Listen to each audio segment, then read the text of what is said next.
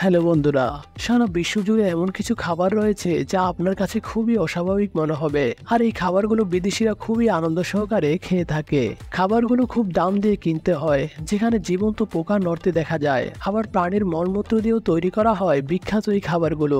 আজকের ভিডিওতে থাকছে বিশ্বের অদ্ভুত সব খাবার নিয়ে, যেগুলো আপনাকে দেওয়া হলে আপনি হয়তো দৌড়ে পালাবেন। তাহলে চলুন ইন্টারেস্টিং ভিডিওটি শুরু করা যাক। আর আপনি যদি আমার চ্যানেলে নতুন হয়ে থাকেন তাহলে প্লিজ চ্যানেলটি সাবস্ক্রাইব করে পাশে থাকুন। কাসুমার্জো হলো সার্ডিনিয়া ইতালির একটি ঐতিহ্যবাহী পনির, যা রুটিং পনির বা ম্যাগট পনির নামেও পরিচিত। সাধারণত বেড়ার দুধ পচিয়ে পনির তৈরি করা হয়, আর পনির তৈরি হয়ে গেলে এর ভিতরে মাছের ডিম দিয়ে রেখে দেওয়া হয়।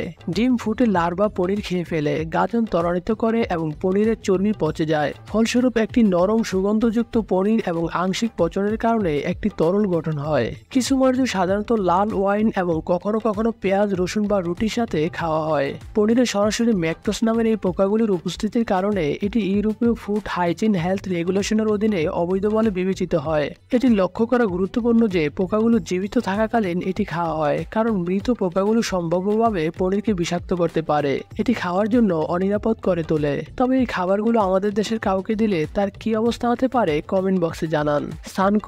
সানকোজি হলো একটি ঐতিহ্যবাহী কোরিয়ান সুস্বাদু খাবার, যা একটি অস্বাভাবিক খাবার হিসেবেও পরিচিত, কারণ এটি জীবন্ত খাওয়া হয়। এটি ছোট অক্টোপাস বা নাগজি থেকে তৈরি করা হয়। সাধারণত এগুলো কোরিয়ার চারপাশে সমুদ্র থেকে ধরা হয়।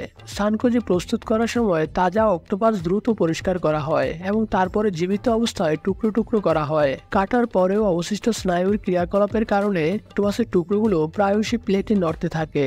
সানকোজি সাধারণত তিলের তেল এবং বিভিন্ন মশলা দিয়ে পরিবেশন করা হয়। কোরিয়ায় এটি একটি সুস্বাদু খাবার হিসেবে বিবেচিত হয় এবং বিনোদন বা নির্দিষ্ট কিছু অনুষ্ঠানে বিশেষ ট্রিট হিসাবে খাওয়া হয়। কোরিয়ার সবাই এটি খেতে পছন্দ করেন না, বিশেষ করে যারা প্রাণী কল্যাণ এবং টেকসই মাছ ধরার অনুশীলনের সাথে সংশ্লিষ্ট তারাই এগুলো পছন্দ করে।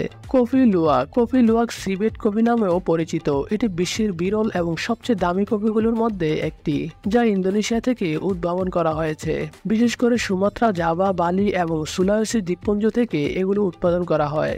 এই কফিগুলোর প্রক্রিয়া শুরু হয় সিবেট নামের এক ধরনের প্রাণী দিয়ে, যা দেখতে বিড়ালের মতো।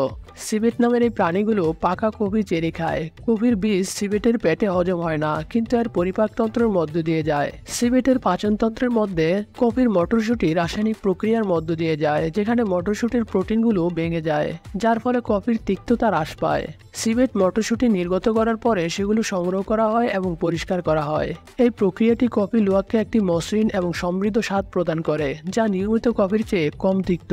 কিছু উৎপাদক অমানবিক পদ্ধতি ব্যবহার করে, যেখানে সিবেটগুলোকে বন্দী করা হয় এবং খাঁচায় কফি চেরি খেতে বাধ্য করা হয়, যা প্রাণীদের মানসিক চাপ এবং অসুস্থতা সৃষ্টি করে এবং উৎপাদিত কফির গুণমান হ্রাস করে। তবে যাই হোক, প্রাণীর মলমূত্র দিয়ে কফি বানানোর এই প্রক্রিয়াটি সাধারণ মানুষের কাছে অস্বাভাবিক মনে হবে। মোপেন ক্রিমি বৈজ্ঞানিকভাবে গনিম ব্রাসিয়া বলিনা নামে পরিচিত। দক্ষিণ আফ্রিকার অঞ্চলে পাওয়া এক ধরনের বজ্র শুঁয়োপোকা। এগুলো বতসোনিয়া, জিম্বাবুয়ে, নামিবিয়া, দক্ষিণ আফ্রিকা এবং জাম্বিয়ায় পাওয়া যায়। এই শুঁয়োপোকাগুলো এই এলাকার অনেক সম্প্রদায়ের জন্য প্রোটিনের একটি গুরুত্বপূর্ণ উৎস। মোপান কৃমিকে খাদ্য হিসেবে প্রস্তুত করতে প্রথমে মোপান গাছ থেকে ম্যানুয়ালি সংগ্রহ করা হয়। তারপর এগুলোকে ধুয়ে ফেলা হয় এবং সাধারণত লবণ দিয়ে পরিষ্কার করা হয় বা তাদের অন্ত্রগুলি অপসারণের জন্য সিদ্ধ করা হয়। এরপরে কীটগুলোকে সংরক্ষণের জন্য রোদে শুকানো হয়। অবশেষে শুকনো মোপেন কৃমি সরাসরি খাওয়া যেতে পারে বা বিভিন্ন খাবারে অন্তর্ভুক্ত করা যেতে পারে। সাধারণত পেঁয়াজ, টমেটো এবং মশলা দিয়ে রান্না করা হয়। কৃমি খাওয়া শুধুমাত্র একটি সাধারণ খাদ্যাভ্যাস নয়, দক্ষিণ আফ্রিকার সংস্কৃতি ও অর্থনীতিরও একটি অংশ। তাদের উচ্চ প্রোটিন, ভিটামিন এবং খনিজ উপাদানের জন্য স্বীকৃত। এসকামোলোস মেক্সিকান কেভিয়ার নামেও পরিচিত। পিঁপড়া ডিম থেকে তৈরি একটি ঐতিহ্যবাহী মেক্সিকান খাবার। এই ডিমগুলো ম্যাগুই এবং এগিভ গাছের শিকড় থেকে সংগ্রহ করা হয়। এসকামোল সংগ্রহের প্রক্রিয়া বিপজ্জনক এবং চ্যালেঞ্জিং হতে পারে, কারণ শ্রমিকদের পিঁপড়ার বাসাগুলো খনন করতে হয়, যা প্রায়শই ভূগর্ভে থাকে। সংগ্রহের পর ডিম আলতো করে পরিষ্কার করা হয় এবং তারপর রান্না করা হয়। এগুলো সাধারণত তেল বা মাখনে ভাজতে হয় এবং পেঁয়াজ, চিলি এবং অন্যান্য মশলা দিয়ে রান্না করা হয়। এরপর মেক্সিকানরা এগুলো খুব মজা করে সেবন করে, যা আমাদের বাঙালিদের নিকট দেখতে খুবই অস্বস্তিকর মনে হবে। মেক্সিকানরা এই খাবারগুলো অনেক উচ্চ মূল্য দিয়ে কিনতে হয়। প্রিয় দর্শক, আজকের ভিডিওটি কেমন লেগেছে কমেন্ট করে জানান। এরকম ভিডিও পেতে চ্যানেলটি সাবস্ক্রাইব করে পাশে থাকুন। ভালো থাকুন, সুস্থ থাকুন। আল্লাহ হাফেজ।